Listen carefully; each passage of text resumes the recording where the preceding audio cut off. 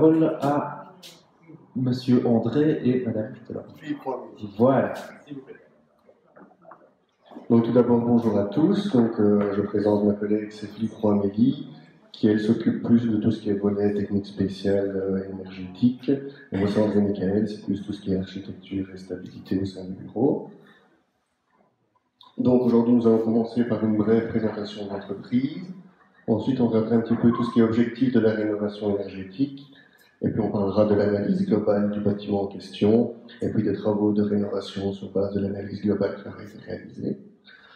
Donc, nous sommes un bureau d'études et d'architecture créé en 2011 et basé à Soigny. Nous nous occupons principalement de tout ce qui est dans l'activité dans le domaine de la stabilité, donc tout ce qui est calcul de structure, de fondation. On fait aussi tout ce qui est architecture, donc ça peut être de la maison unifamiliale, du logement multiple, tout ce qui est tertiaire.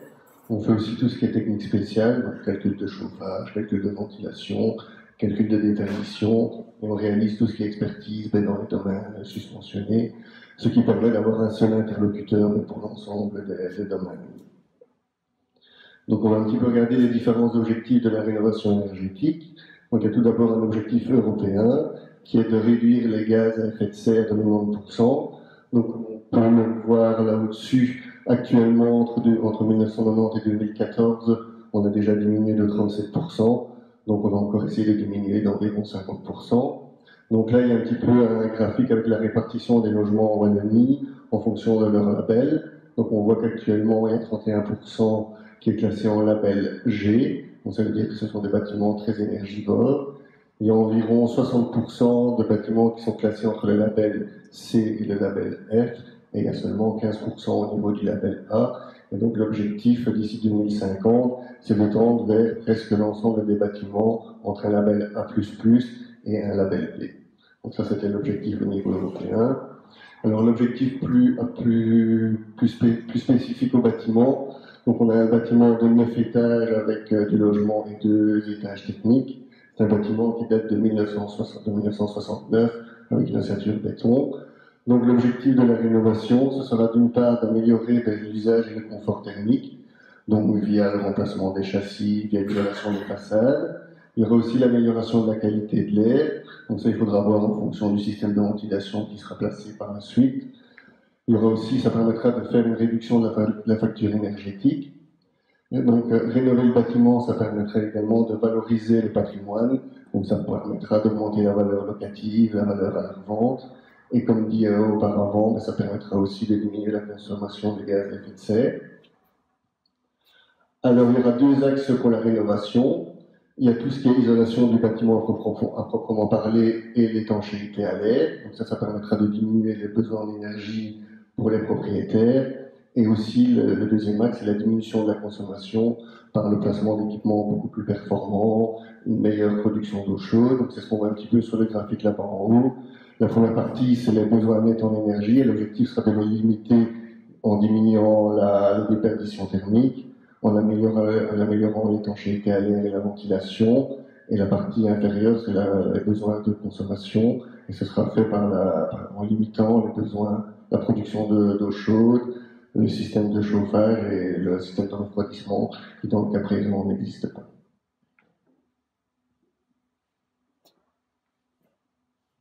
Alors, si on passe un peu à l'analyse globale du bâtiment, la première phase va être un peu de regrouper toutes les informations qui sont disponibles. Donc, on sait qu'il y a déjà des audits PAE qui ont été réalisés dans certains appartements et dans le bâtiment.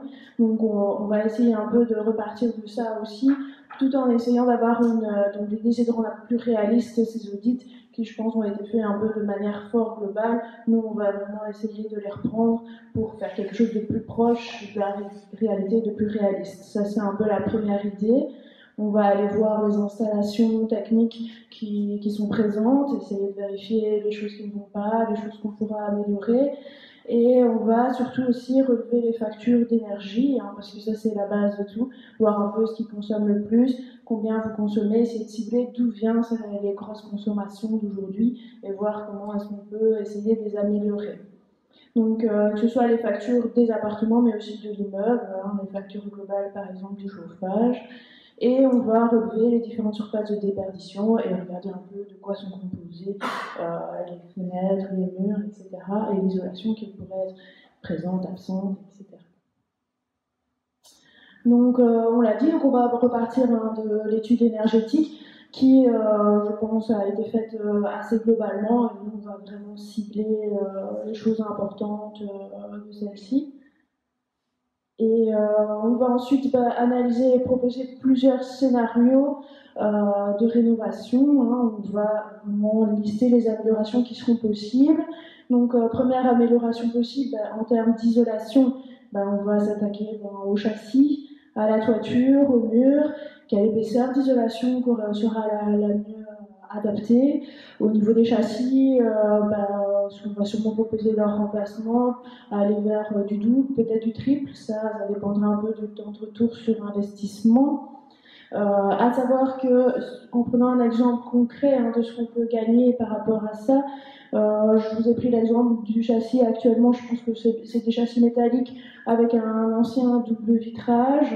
Donc si je prends un vitrage années 80, il faut voir que le U de ce genre de vitrage tourne autour de 5 watts par mètre carré Kelvin, qui veut dire qu'en faisant un calcul rapide, 10 mètres carrés de châssis, ce qui représente plus ou moins la surface de vitrage par appartement, représente une perte de 1000 watts lorsqu'il fait 0 degré dehors, à peu près ce qu'on a maintenant, voire même plus.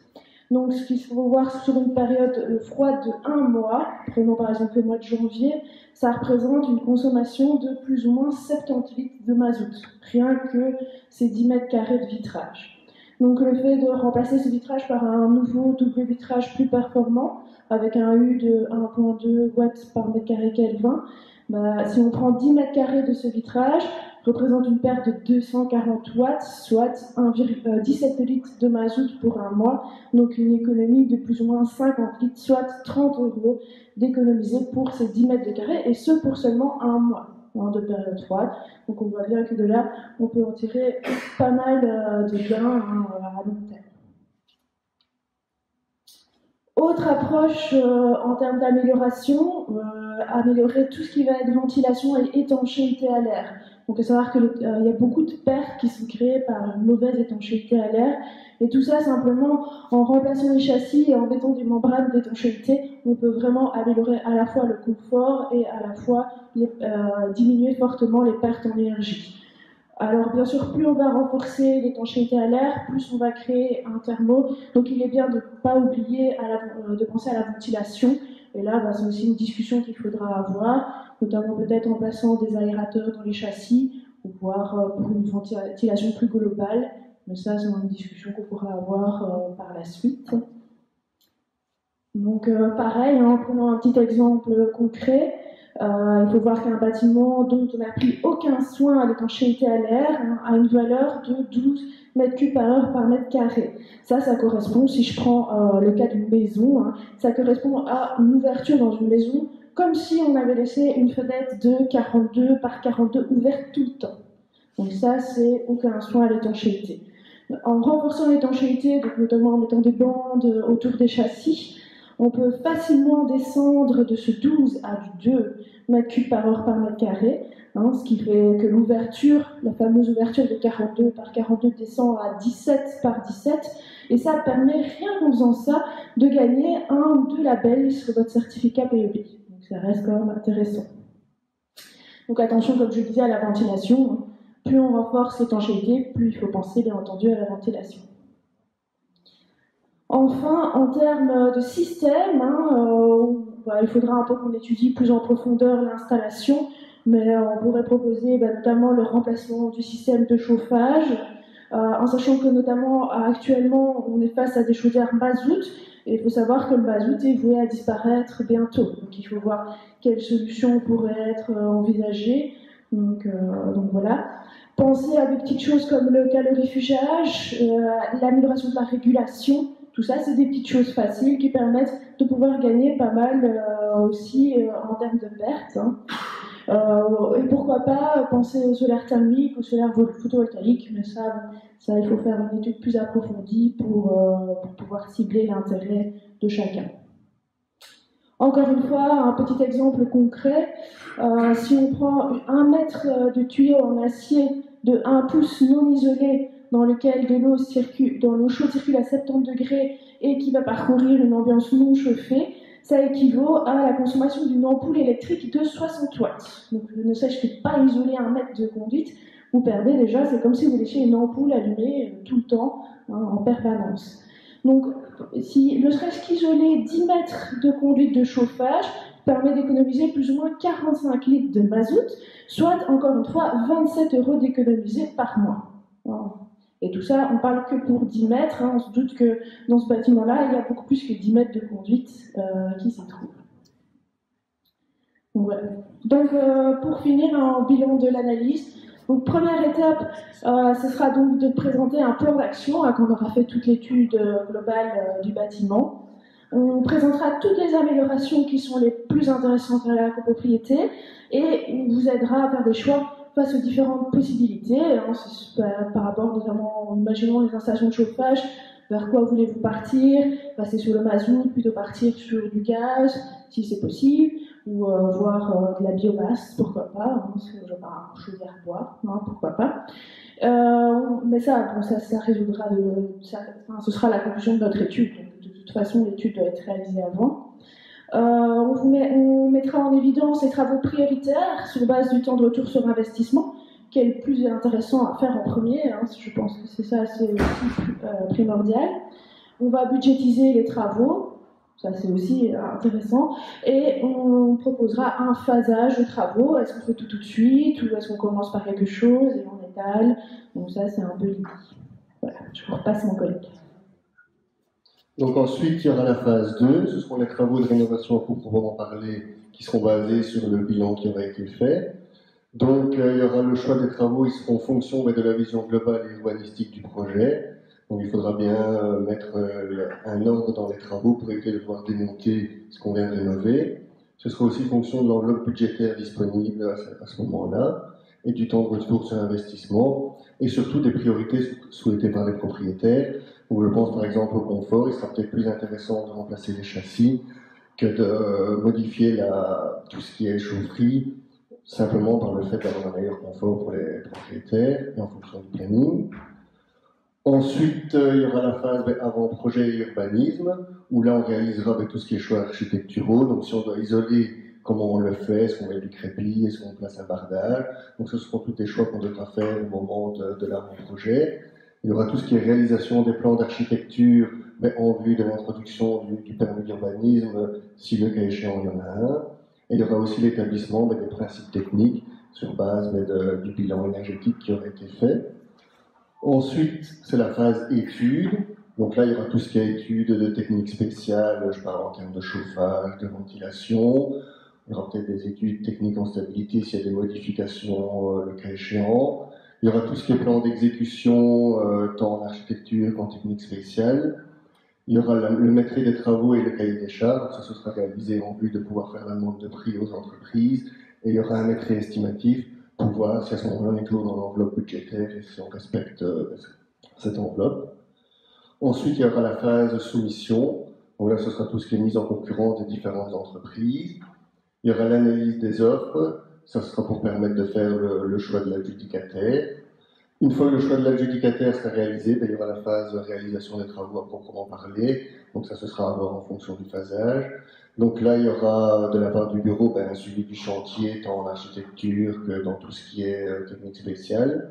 Il y aura l'analyse des états d'avancement, donc tout ce qui est facturation, et il y aura tout ce qui est les restrictions, les réceptions provisoires et définitives des travaux. Merci. Merci. Alors, vos questions. Comment vous pouvez chiffrer l'étude, le coût d'étude? Oui, l'étude de la première phase. Je pense qu'à l'époque, on avait chiffré ça aux alentours, c'était 8 000 €, je pense. 8 000. 8 954 TVA comprise. 8 954 € TVA comprise. Une première étude. Oui, c'est ça, c'est vraiment une pré-étude. Comme on disait, la conclusion, ce sera un listing de tout ce qui est à réaliser, mais il n'y aura pas des études en profondeur sur base de ce listing de conclusions.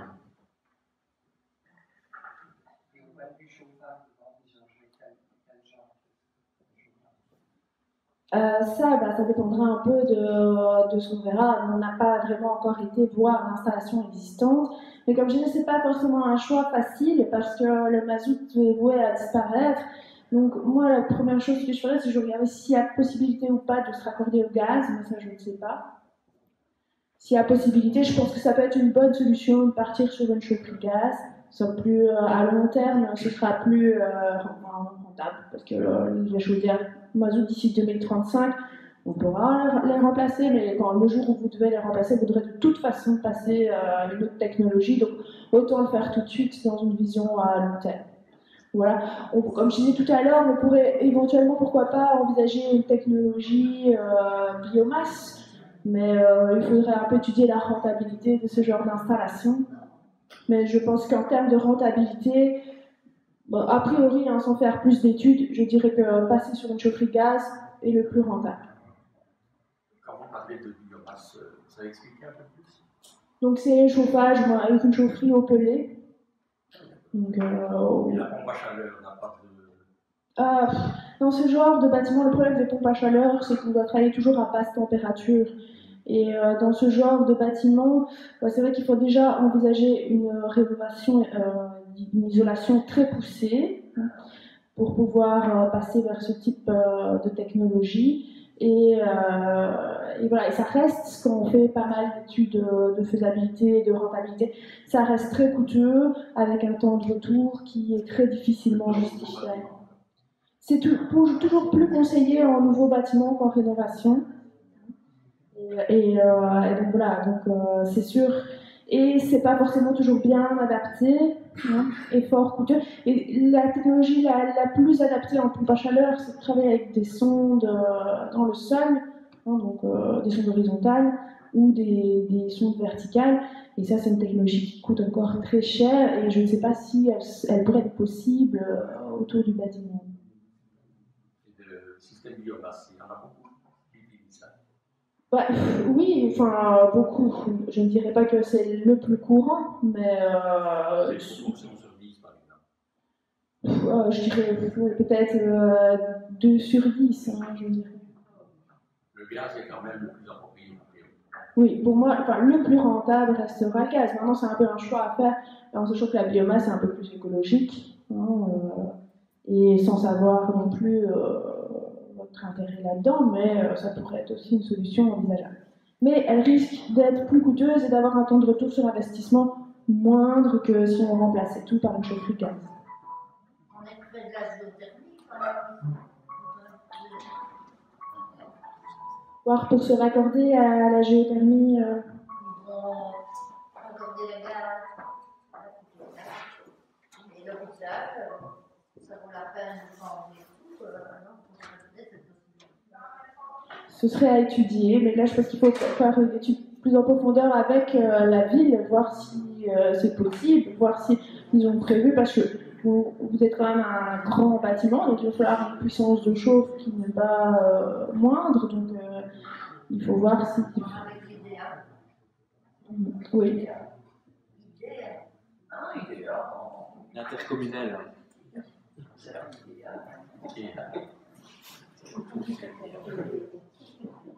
D'autres questions? Bien, parfait, merci. Merci. Alors, même petit jeu que tout à l'heure. Bonne journée à vous, merci. Donc, même petit jeu que tout à l'heure. Vous pouvez sortir par cette porte-là si vous voulez, c'est plus court. Oui.